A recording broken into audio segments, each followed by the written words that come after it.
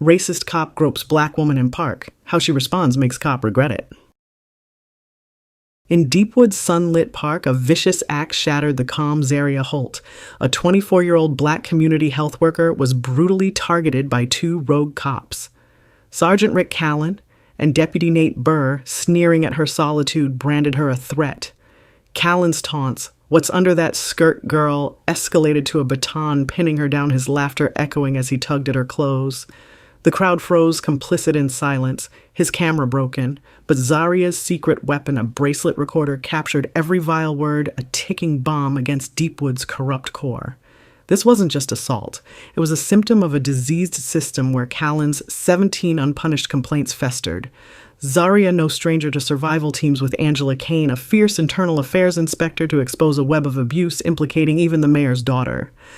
Her leaked audio ignites a firestorm, forcing a federal probe. As Zaria steps into court, her voice, steady, unyielding, threatens to topple Deepwood's rotten pillars. But justice demands sacrifice, her safety, her peace. Will her truth reshape a town or break her first? Her fight dares us all to rise against tyranny. The Deepwood Park buzzed with summer life. Children squealed on swings, cicadas hummed, and the scent of grilled hot dogs drifted from a nearby vendor. Zaria Holt, 24, sat on a weathered bench, her worn sneakers crossed at the ankles.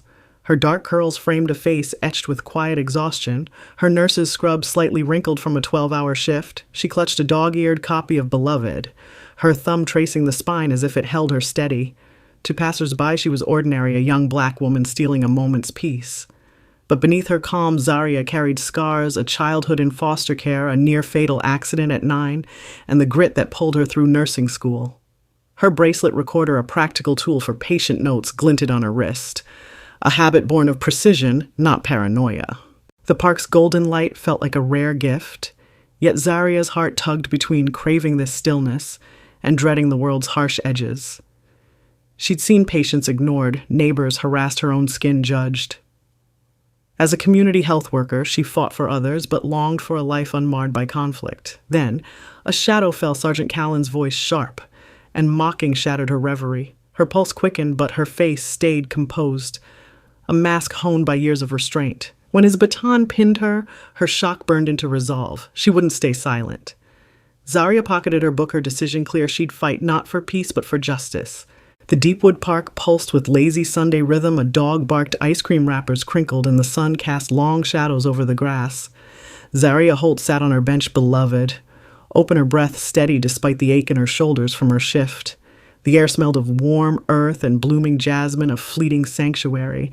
Then heavy boots crunched gravel. Sergeant Rick Callen loomed, his shadow swallowing the page. Deputy Nate Burr flanked him, smirking, his radio crackling faintly. "What's a girl like you doing here?" Callen's voice dripped condescension, loud enough for a nearby couple to glance, then turn away. "Buying, selling. Waiting for trouble." Zaria's fingers tightened on her book. "Just reading, sir." Her tone was even practiced, a shield against the familiar sting of suspicion. Callen's eyes narrowed, glinting with something darker than duty.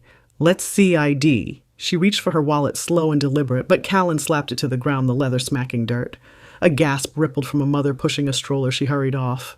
Burr chuckled, leaning against a tree, his gaze crawling over Zaria's scrubs. "Stand up," Callen barked. Zaria complied, her pulse hammering, but her face a mask of calm. As she rose, Callen's baton jabbed her chest, pinning her to the bench. The wood creaked under her weight. Pain flared where the baton pressed. "Don't play innocent," he sneered, his breath sour with coffee. Then his hand grazed her skirt, tugging the hem, a deliberate, humiliating flick. "I know your type." Laughter spilled from him, sharp as broken glass. Burr joined in, his boots scuffing closer. The park's hum continued. Kids shouted, a jogger's sneakers thumped past, but no one stopped. Eyes averted, heads bowed, an entire community complicit in their silence. Zaria's shock was a cold wave, her mind racing. Her bracelet recorder, still active from her shift, hummed faintly against her wrist, capturing every word, every laugh. She memorized Callen's badge number, the sweat on his brow, the cruelty in his grin. The absurdity of it attacked for existing in broad daylight while Deepwood's heart beat, unburned in her chest. Yet she held still, her voice, locked behind clenched teeth. To scream would be to lose, to give them the reaction they craved. Her restraint was her power, a quiet rebellion against their attempt to break her. As Callen stepped back, tossing her wallet into the grass, he muttered, "Stay out of trouble." They sauntered off, their laughter fading into the park's din. Zaria's hands trembled as she retrieved her wallet, dirt smudging her fingers. The jasmine scent now felt cloying the sun too harsh. She stood her resolve, hardening like steel. This wasn't just her fight, it was for every soul Deepwood's police had crushed. She'd make them hear her. What do you think of Zaria's courage? Like, comment, and subscribe for more stories of justice. Zaria Holt's hands still trembled as she clutched her wallet, the dirt under her nails, a gritty reminder of Sergeant Callen's assault. Her chest ached where his baton had pressed, but the deeper wound was invisible, a searing mix of rage and humiliation that pulsed with every heartbeat. She stood by the bench, her book abandoned the park's noise, a distant hum against the roar in her mind. Callen's words, "I know your type," looped like a taunt, each syllable a blade. She'd heard it before in foster homes, on street corners, in the sidelong glances of strangers. But this time it wasn't just prejudice, it was power wielded to crush her. She scanned the park. The mother with the stroller was gone. A jogger adjusted his earbuds, eyes fixed ahead. An elderly man fed pigeons, his back turned. No one met her gaze. The indifference stung worse than Callen's baton, a silent agreement that her pain didn't matter. Zaria's throat tightened, her breath shallow. She wanted to scream, to force them to see her, but the weight of their apathy pinned her as surely as Callen had. She was alone, a black woman marked as other, in a town that prided itself on harmony. Her fingers brushed the bracelet recorder, its faint warmth grounding her. It held the truth. Callen's sneer, Burr's laugh, the skirt-tugging insult. But truth felt fragile against Deepwood's wall of denial. She'd seen it before, complaints buried, victims blamed, officers shielded. At 16, she'd watched her foster brother arrested for loitering outside their own home, his pleas ignored. The memory clawed at her, mingling with today's shame. She wanted to run, to hide in the quiet of her apartment, to scrub the day from her skin. But running meant letting Callen win, letting the system grind on. Zaria's jaw clenched, her nails digging into her palms. She was no stranger to fighting nursing school long shifts. Patients who spat slurs, she'd endured it all. Yet this felt different, personal, a violation that stripped her bare. Her eyes burned, but she blinked back tears. Crying was a luxury she couldn't afford. It would make her hysterical, another stereotype to justify their cruelty. Instead, she straightened her posture, a quiet defiance. She wouldn't break, not here, not now. She walked each step, deliberate, her sneakers scuffing the path. The park's exit loomed, but her mind was already elsewhere. Angela Kane's house, a place of safety since Angela had pulled her from a car wreck at 9. Angela, now an internal affairs inspector, would know what to do. But doubt crept in. Would the recording be enough? Callen had 17 complaints, yet he roamed free. What if Angela couldn't help? What if Deepwood's elite cops, judges, mayor closed ranks? Zaria's heart raced, her palms damp. She was one woman against a machine. A child's laugh broke her spiral, sharp and fleeting. She glanced over, a girl in pigtails chased a butterfly, her mother watching closely. The sight twisted something in Zaria. That girl deserved a town where safety wasn't a privilege tied to skin. So did the women Callen had harassed before her, their stories whispered in hospital break rooms. A waitress groped during a search, a student threatened with jail. Zaria's isolation wasn't just hers, it was theirs, a shared silence imposed by fear. Her phone buzzed in her pocket, a text from a coworker. "You okay? Heard you had a rough shift." Zaria stared at the screen, her thumb hovering. She could lie, say she was fine, keep the peace. But peace was a lie when men like Callen patrolled unchallenged. Her fingers moved, typing a single line, "I need to talk." Something happened. She hit send, her breath catching. It was a small step, but it cracked the isolation, a thread connecting her to someone who might listen. As she reached the park's edge, Zaria's resolve solidified. She'd go to Angela, hand over the recording, and demand more than an apology, a reckoning. Callen's badge, Burr's complicity, the system's rot, it all had to fall. Her fear lingered a shadow at her heels, but her anger burned brighter.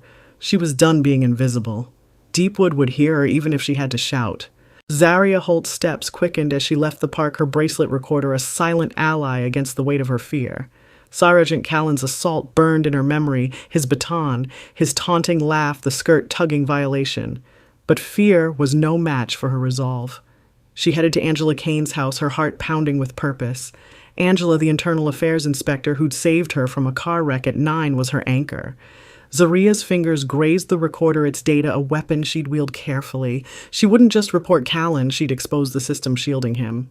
At Angela's modest home, the door creaked open. Angela's graying braids framed a face both warm and steely. Zaria, what's wrong? Her voice was low, sensing trouble. Zaria handed over the recorder, her hands steady despite the tremor in her chest. As Angela listened, her jaw tightened, eyes narrowing at Callen's sneering voice. I know your type. She paused the audio, her silence heavy. This isn't just one bad cop, Angela said. It's a pattern. We need more. Zaria nodded, her mind racing. She'd heard whispers at the hospital, other women targeted by Callen and Burr. Angela's plan was bold. Gather these voices, build a case too big for Deepwood's police to bury. Over the next 2 nights, they met secretly with 3 women in Angela's dimly lit living room. First was Lena, a waitress whose search by Callen left bruises and shame. Then Maya, a student threatened with arrest unless she cooperated. The third was Claire, the mayor's daughter, her voice barely a whisper. They said I'd lose my scholarship, she confessed, eyes downcast. Each story mirrored Zaria's humiliation, fear, silence enforced by power. Zaria's role was strategic. She posted a 10-second audio clip on social media, no names, just Callen's voice blurred but unmistakable, don't play innocent. The post shared under an anonymous account exploded. Comments flooded in, this Deepwood PD, I knew someone hurt by them. The town buzzed, rumors swirling. Zaria's pulse raced as she scrolled, her anonymity a shield but her impact undeniable. The clip was a spark and Deepwood was dry tinder.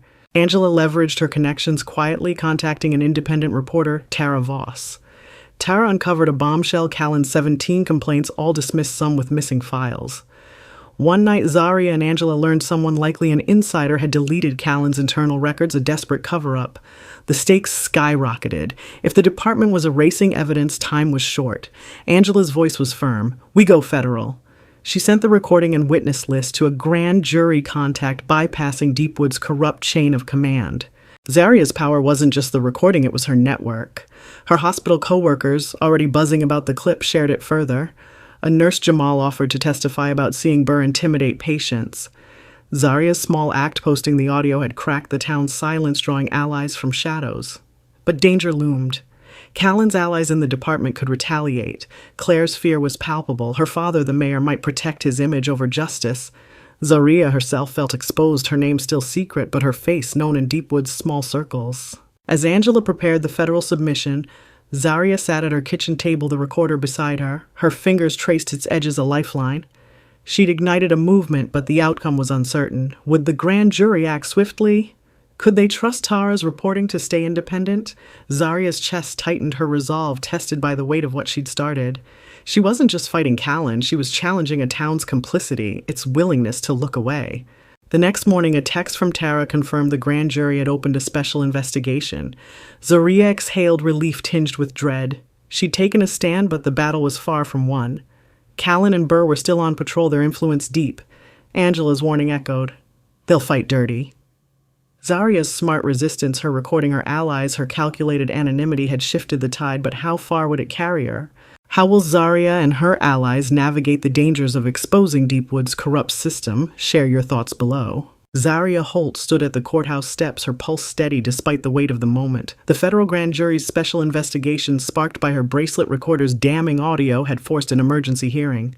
Sergeant Rick Callen and Deputy Nate Burr's assault, her pinned to the bench, Callen sneering, I know your type. The skirt-tugging humiliation now faced scrutiny beyond Deepwood's corrupt reach. Angela Kane, her mentor and internal affairs ally, stood beside her, eyes sharp with determination. The audio Tara Voss's reporting on Callen's 17 buried complaints and the testimonies of Lena, Maya, and Claire had built an ironclad case. Inside the courtroom, tension crackled. Zaria's hands rested calmly in her lap, her nurse's scrubs traded for a simple blazer. Her curls pulled back to reveal a face both weary and unyielding.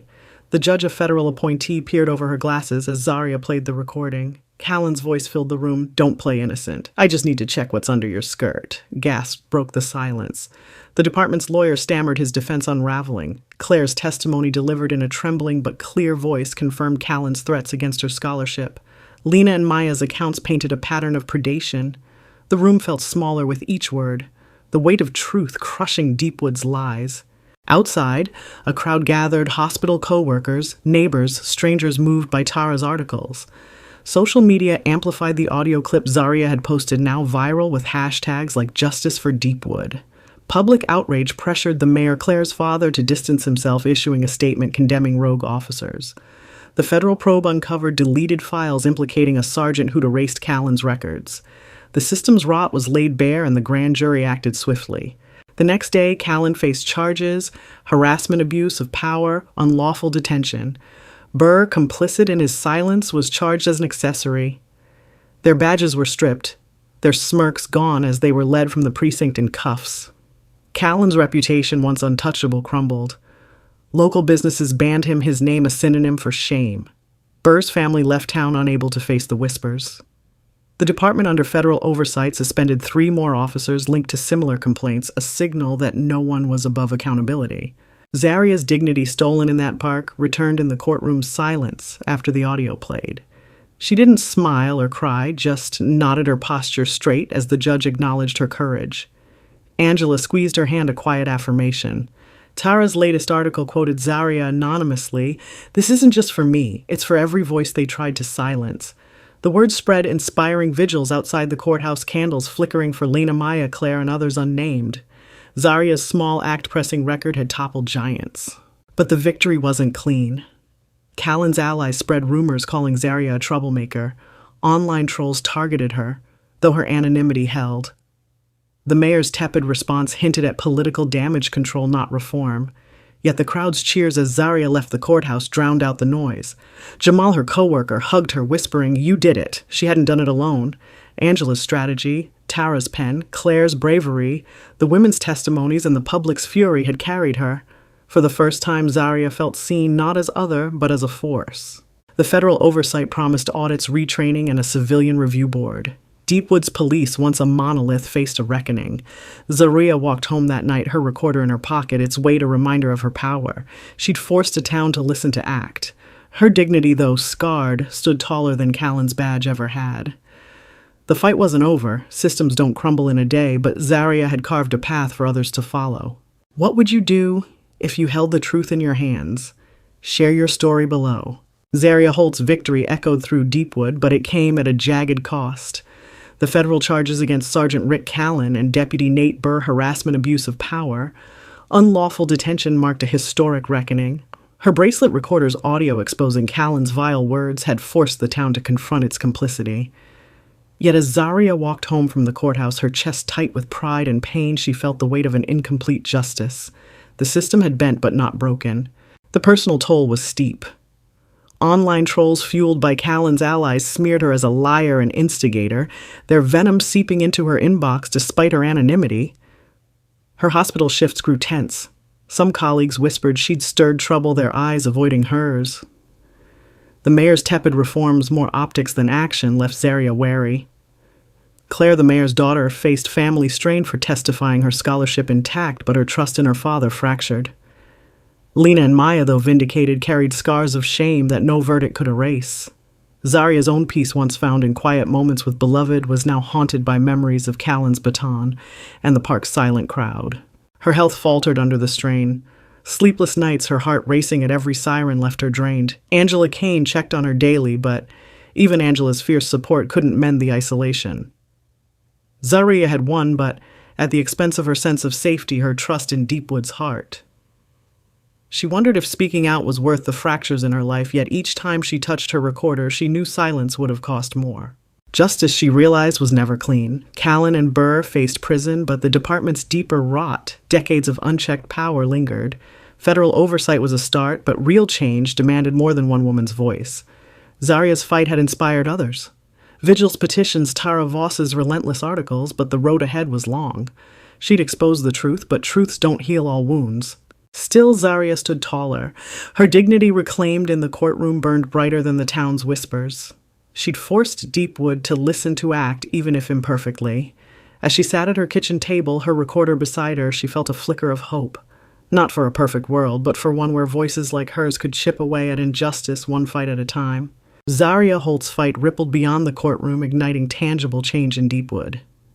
The federal probe into Sergeant Rick Callen and Deputy Nate Burr's abuses led to a civilian review board mandated to oversee police conduct. New laws required body cameras with tamper-proof storage, a direct response to Callen's broken device. Tara Voss's articles spurred a petition with 5,000 signatures demanding officer retraining and an independent ombudsman. The mayor, pressured by public outcry, allocated funds for community policing programs, though Zaria remained skeptical of his motives. Investigations into 3 other officers linked to buried complaints gained traction, signaling a shift toward accountability. Zaria chose a quieter path, declining media interviews. She returned to her hospital shifts, her bracelet recorder now a symbol of her resolve. Colleagues like Jamal honored her with small gestures, a coffee left on her desk, a nod of respect. Deepwood's vigils, once for protest, became gatherings of healing, with Lena and Maya speaking publicly.